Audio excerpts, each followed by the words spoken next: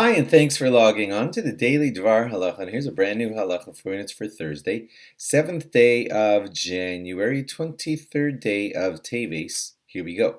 Today, an interesting question for you. I'm going to tell you right from the outset that you may have to discuss the particulars of this with your own rabbi. I'm just going to show you some outside parameters and give you questions to ask your rabbi. It's going to be regarding doing some cooking in possibly a non-kosher certified microwave that might be at your workplace.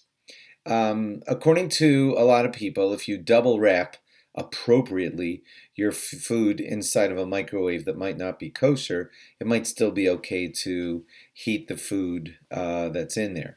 You might want to talk to your rabbi and see if he's okay with that and what he suggests for the double wrapping. Would it be like 2 bags and a plate underneath it? I don't want to decide that for you because all rabbis say something a little bit different. So speak to your rabbi about first step. Would it be okay for you to double wrap your items and put them in a microwave and have them heated at your workplace? Now, second question.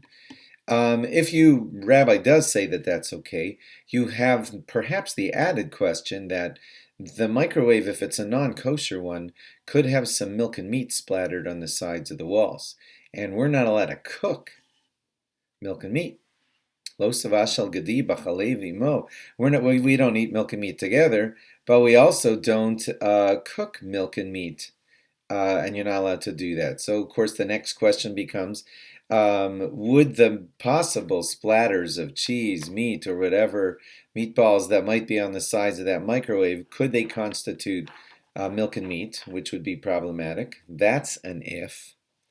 And even if they do constitute that problem, would this be considered cooking? Because microwaves don't exactly cook, you know.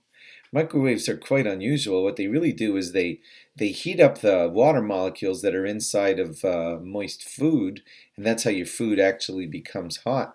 But if there's a little bit of possibly cheese and meat splattered on the outside, on the walls, on the inside walls of the microwave, they really, if they're dry and they're teeny little pieces, they might not actually be cooking, quote unquote, because the way microwaves work is they only heat up food that's got some water molecules in it, and they heat them up, and your dry crust that's on the inside walls of the microwave might not be technically cooking. See, I'm giving you a lot of ifs today and not a whole lot of decisions.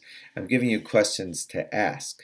The loose guidelines that seem to be okay are that the possible proper double wrapping of food inside of a microwave, your rabbi might say is okay.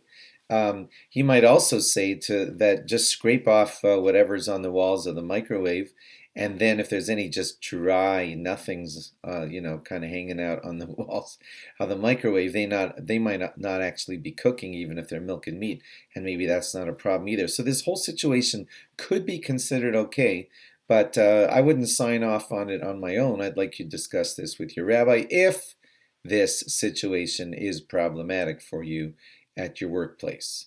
Hopefully a lot of you have this worked out in a different way, like you have your own microwave at your workplace or a kosher one set aside or whatever. But if you have this situation, these are some of the parameters to watch for. Sorry to not give you like a definitive answer, but a lot of rabbis say a lot of different things about how we view microwave heating. So you now know parameters. Go ahead and discuss it with your local Orthodox qualified rabbi. Thanks for logging on. Sorry for not being conclusive today. And log on again tomorrow for more. Bye-bye.